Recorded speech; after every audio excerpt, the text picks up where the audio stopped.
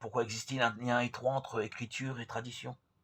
La tradition apostolique transmet non seulement la prédication orale du Christ et des apôtres, mais encore l'écriture sainte elle-même. C'est l'occasion de rappeler que les livres du Nouveau Testament furent écrits après l'institution de l'Église par notre Seigneur. La tradition courait avant même la rédaction des épîtres ou des évangiles.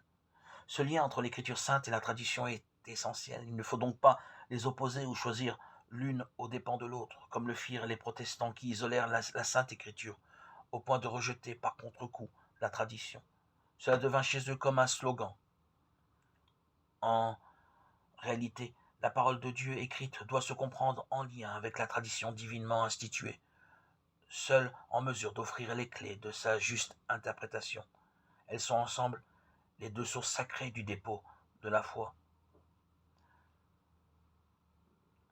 La transmission multiséculaire du dépôt révélé par la prédication et à travers toute la vie de l'Église a laissé certains témoins où nous pouvons toujours puiser.